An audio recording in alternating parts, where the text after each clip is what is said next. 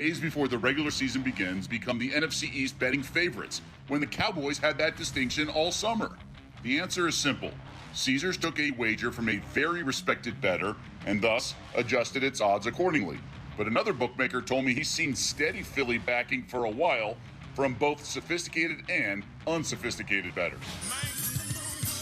Jay and Key here on Keyshawn, J. Will, and Max, ESPN Radio, the ESPN app. You can hear us anywhere.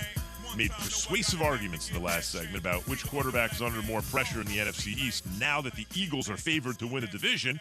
Jalen Hurts, who's been given everything on a platter in terms of what's around him, but a lot of still people are curious about whether or not he can do it. And Dak, who everyone assumes can do it, but now, okay, go ahead, win a playoff. I don't think everyone assumes he can do it. Right, though, but Max. everyone assumes he can, what I mean is perform at a certain level consistently. Well, That's why he got the bag. You saw him at an MVP level 2 years ago, though, before he got hurt.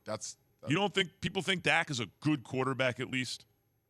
I think people think Dak is a good quarterback. Yeah. I think they've seen enough to say, he's a good quarterback. Yeah, that's what I'm saying. And people are still say the book is like it's still an open. The jury's still out on Jalen Hurts. Jalen Hurts played 17 games, man. Right. Okay, that's what I'm saying. Not you, but I'm just saying to people. He played 17 games, right? Yeah. And he looks promising. But people want to see. He looks more promising to me than a lot of them quarterbacks they took in the first round. I promise you that. Yeah, agreed. So, but for whatever reason, they just won't give it to him. They just will not just surrender and say, all right, he's shown us enough to be the guy. Well, they shouldn't have to give him anything. He should go out and take it. Well, when I say give, I'm not talking about the team per se. I'm talking about the fans and stuff. Talking heads like you, Jay. You people, Max Kellerman's. You radio host, you television personality. Keyshawn Johnson. I mean, look, in my opinion, he has it, Key. He has it. It's up to him to what he does with it this year. Okay, but Jay's argument is, look, the reason Dak's not under more pressure than Jalen Hurts is he has the Mike McCarthy excuse. And I agree with that.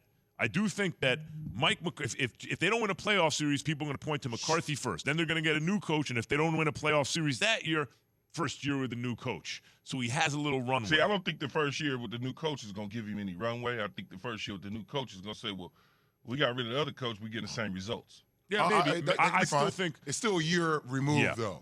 And now Jalen Hurts, on the other hand, has to prove himself. It would seem that, Jay, you're right.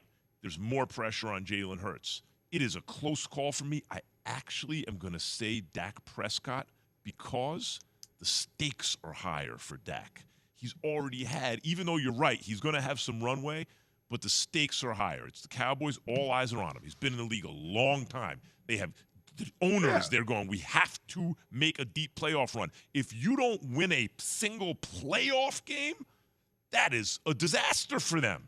So the stakes are higher. So they didn't invest all this money into Dak Prescott to go home early. And that's what Jerry Jones basically is saying about Mike McCarthy as well as Dak Prescott about we need to make a strong run.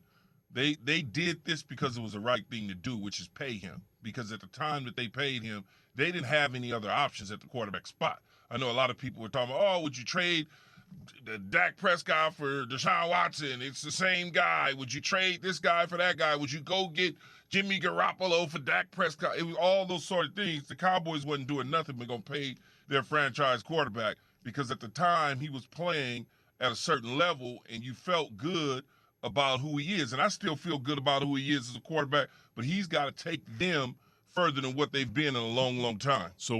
But I understand, Jay, you're like, hey, one guy is not exactly playing for his job, sort of, right? Like one guy's gotten paid and the other guy's playing to get paid. So naturally there's more pressure on the guy who's playing to get paid. I understand Dallas Cowboys, America's team, what comes along with that, how Dak is always the highest talking subject that we talk about all day long.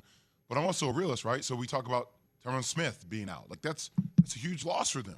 Bringing in Jason Peters at 40 years old, okay? Like Amari Cooper, their second leading wide receiver. Like he's no longer there. Like James Washington, he got hurt. Okay, Michael Gallup still coming back off, returning from his ACL tear from last season. You're talking about excuses built in. There's a lot of things where you're just like, you're looking at this team, you're saying, okay, if they don't get there, it's still realistic. Josiah in Ohio has something to say about this. Good morning, Josiah. Morning, guys. Real quick.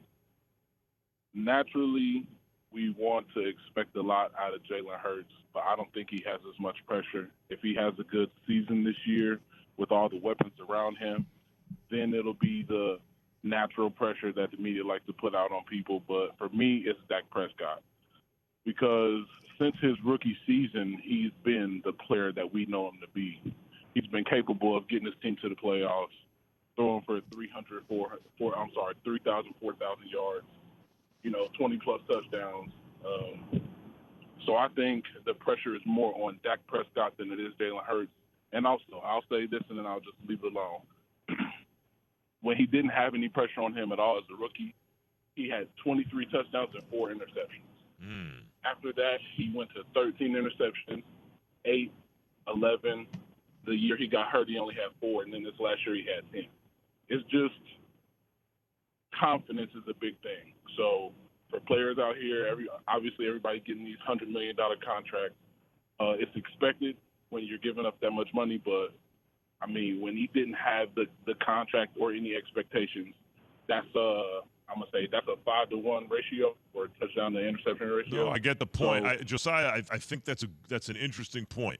When he was playing free and easy, right, before the contract, before all eyes were on him, you don't throw any picks. Also, the league doesn't know you, all that stuff. Maybe you're a little more conservative with it. But he hasn't faltered like that.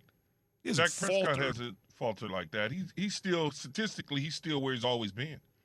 And nothing's gone up, nothing's gone down. It's just been steady. Jalen Hurts, much like Josiah said, there's no pressure on Jalen Hurts. If he goes out and he plays extremely well, they'll probably go to the playoffs, which means that they put pieces around him, and all he has to do is drive the bus.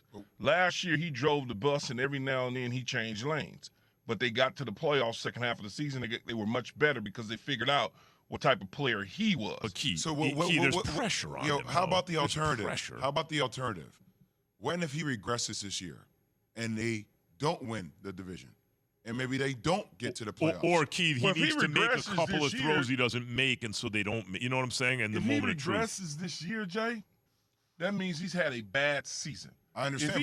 If he did the what he did last season, if he did that this year with the team that they have, they're going to probably win the division. Yeah, All he got to do is maintain what he's already done, and they're probably going to win the division. But I guess the question for all Eagles fans, because I've heard Eagles fans talk about this, is he the bona fide guy for your team moving into the future? Because if he doesn't have a good year, there will be some Eagles fans that will say, we want C.J. Stroud or we want somebody else in the draft. We have draft capital to do so. There's a lot of Eagle fans that would say that, but what I would say to you, please don't listen to fans. I'm Don't listen to them. just talking. Yeah. We're talking. Key, what if they are heart and soul baked into their football program, and they believe that the Eagles need this one week and need that the next. Jalen Hurts is just fine. Real quick, what if, because we got to pay some bills. Well, we don't. This is not 1962 radio. What if we got to pay bills right now worrying about this with ESPN, we're in trouble. What if Jalen Hurts does the thing you talk about, and he has to make those couple of throws, though, because because football, you're going to have to make some throws with the playoff trip on the line, and he fails to read the defense, and he fails to do those little things that you want to see. You always talk about the quarterback take a little step forward, and instead it's kind of